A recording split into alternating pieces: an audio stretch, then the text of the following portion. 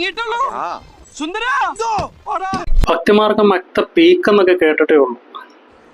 അതുപോലത്തെ ഒരു വീഡിയോ. ഇങ്ങോട്ട് വാ. പാസ്പോർട്ടാ വിഷയം കേട്ടോ.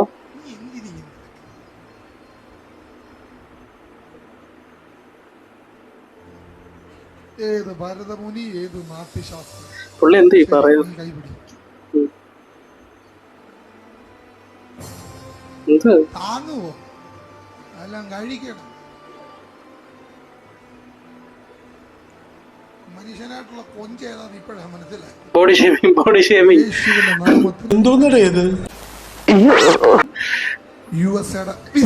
എന്റെ മോനെ വിസ സ്റ്റാമ്പിങ് ആയിരുന്നോ? എന്റെ ദൈവമേ, വിസ സ്റ്റാമ്പിങ് ആയിരുന്നോ?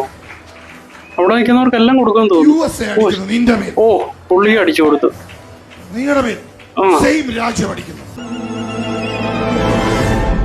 എന്തോന്ന്?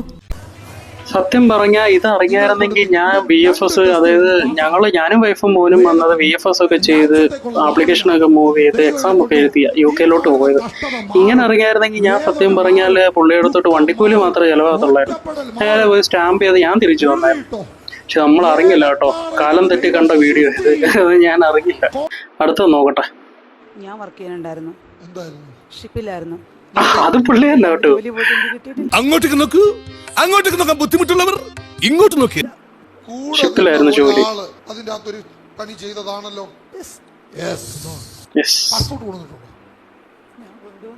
കണ്ടോ, പാസ്പോർട്ട് പുള്ളിയുടെ ഒരു സീനാ കേട്ടോ. പ്രതീക്ഷിക്കണം. ഏത് സ്ഥലത്ത് വെച്ചാ നിങ്ങൾക്ക് ഈ പണി കിട്ടിയത്? അമേരിക്ക വെച്ച്.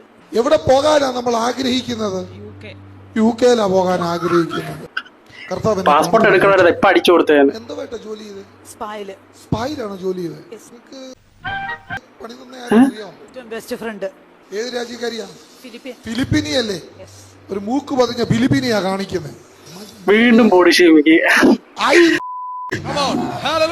തിരിച്ചാ ജോലി ഷിപ്പിലാന്ന് പറഞ്ഞു, പിന്നെ സ്പായിലാന്ന് പറയുന്നു. ജാട. പൈസക്ക് ഉള്ളത് പുള്ളിക്കാരെ അഭിനയിച്ചിട്ടുണ്ട്. ഇതുവഴി പോയാൽ ഞാൻ പോകും. എനിക്ക് പോയാ മതി. എന്നെ ആക്ഷേപിക്കുന്നവരുണ്ട്. എനിക്ക് പ്രായം കൂടിപ്പോ എനിക്ക് ജോലി. എന്തോ എന്റെ മോനെ, ഇതൊക്കെ ഇത് കാട്ടിക്കൂട്ടുന്നു. എന്തൊക്കെ ഇത് കാട്ടിക്കൂട്ടുന്നത്? റിജക്റ്റ് ആയി പോയത് അടുത്ത CV നിങ്ങളെ പാസ്സാക്കാൻ പോവാ. ചുരുക്കം പറഞ്ഞ വിസ സ്റ്റാമ്പിങ്, CV പാസ്സാക്കല്, ഇതൊക്കെയാണ് പുള്ളിയുടെ മെയിൻ ഹൈലൈറ്റ് എന്ന് പറയുന്നത്. മറ്റുള്ളവരെ പോലല്ല, ഇത് ഇന്റർനാഷണൽ പരിപാടിയാണ്. അത് ആൾക്കാർക്ക് ഇപ്പൊ പെട്ടെന്ന് ഒരു രാജ്യത്ത് പോകണമെങ്കിൽ വിസ സ്റ്റാമ്പിങ് നടക്കും. ഇപ്പൊ CV എല്ലാം പാസ്സാക്കണത് ഇവിടെ ജോലിക്കാരനെങ്കിലൊക്കെ അതൊക്കെ പുള്ളി പെട്ടെന്ന് നൈസ് നമ്മൾ ചെയ്യേണ്ടത്. എല്ലാത്തിനും ഒരു ലിമിറ്റ് ഇല്ലേ? അടുത്തൊരു മച്ചാന്റെ വീഡിയോ നോക്കട്ടെ. മരത്തേന്ന് വീണതാണേ, കേട്ടില്ല. എഴുന്നേറ്റ് നടക്കയില്ലെന്ന് വിധിച്ചിരിക്കുകയാണ്. ഒരിക്കലും നടക്കാൻ പറ്റത്തില്ലെന്ന് ഡോക്ടർ പറഞ്ഞു. ഒരിക്കലും നടക്കാൻ പറ്റില്ലെന്ന ഡോക്ടർ. എവിടെയാ ചികിത്സ ചെയ്യുന്നത്? കോട്ടയം മെഡിക്കൽ കോളേജില്. ആൽബിൻ ഡോക്ടർ ആയിരുന്നു. 15-16 ഇടത്ത് പൊട്ടിട്ടെന്ന് പറഞ്ഞു. 16 ഇടത്ത് പൊട്ടിയിട്ടുണ്ട് നട്ടല്. 16 പൊട്ടലുള്ള മനുഷ്യന്റെ കിടപ്പുണ്ട്. ഈ കാല പൊങ്ങട്ടെ. എന്റെ മോനെ, ശാസ്ത്രം തോറ്റു. വീഴ്ചയ്ക്ക് ശേഷം കാലി ചലിച്ചിട്ട് ഇല്ല. ചാടി എഴുന്നേക്ക്. പഞ്ചായത്ത് ഗ്രൗണ്ട് ബാധ ഒഴിഞ്ഞു പോകുന്നേ. കമ്പി വെച്ച ബെൽറ്റ് ഒരിക്കലും അനങ്ങാതിരിക്കാൻ.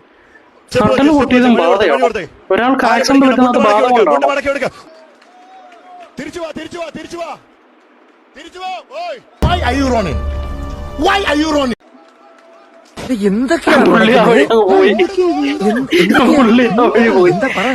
എന്താ ശരിയാണ്. അത് ആശ്രയം ചോദിച്ചാൽ എന്തൊക്കെയാ നടക്കുന്നേ ഒന്നും മനസ്സിലാവുന്നില്ല.